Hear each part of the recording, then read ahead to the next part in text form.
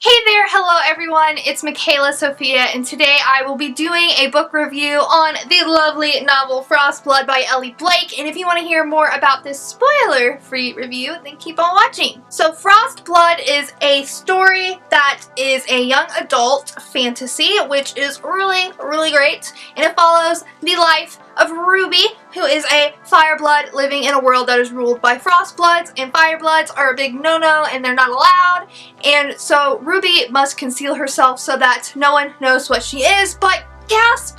People find out and she is captured by the king's men and thrown into prison. But luckily for Ruby, she is rescued by this group of rebels who want to take down the king, and they're basically telling her, "You're going to help us take down the king," and she agrees to it, even though she doesn't get a lot of information right away, but she knows she hates the king for what he has done to her, and she must take him down. So she starts training her fireblood abilities, learning how to weld them properly so that she can be an asset when they're taking down the king. But before she is finished with her training, she gets captured and found by the king's men again, and she's essentially thrown into this arena to fight for her life as a champion. And the best way I can describe or compare this is to like the gladiator rings. It's really exciting, and I think that part is my favorite part of the book, is when she becomes a champion, because it's really exciting. That is what Frostblood is about. I'm not going to go too much more into detail because I don't want to spoil things for you guys, because I do think it is a really good book, and if you're into fantasy YA, it's probably something that you'll easily be able to get into. So as I was reading Frostblood, it took me a little while to actually get into the very beginning of the book because it was a little bit slow for me. However, I do think the way Elly Blake describes the lore of the book is really good, because you discover the world of the Frostbloods and the Firebloods very slowly. It's not like you're just thrown into it trying to understand everything at once, which I think is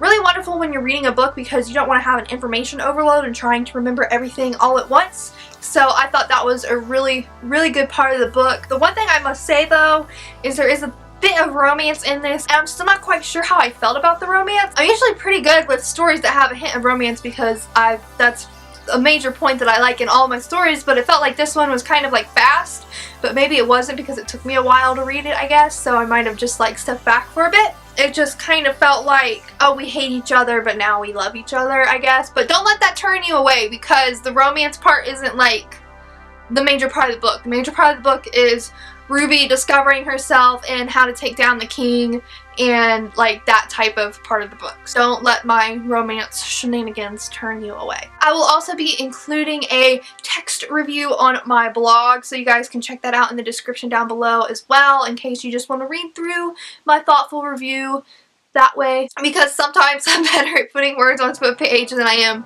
with speaking to a camera. Overall, I thought this was a really good book, and I think people will enjoy it. It's basically about a girl who was thrown into the wrong side of things, and she has to take fate into her own hands and fulfill her destiny, which is a really good story. And Ruby as a character is badass. She's stubborn, she always wants to get what she wants. She is very determined. She will not let people put her down no matter what, which I think is really great, because she's this strong female character that we can just be like, whoa, she's awesome. On Goodreads, I rated it a 4 out of 5, just because it took me a little bit longer to get into, but once I was into it, I was really into it. Thank you guys for watching my spoiler-free review of Frostblood by Elly Blake, and as I said, I will include a link to my text version of the review down in the description so that you guys can find that in case you want to read that instead. And let me know in the comments, if you haven't read Frostblood, what are your thoughts? Did you have anything you didn't like? Were there things that you really loved? Let me know, because I love talking about books with you guys.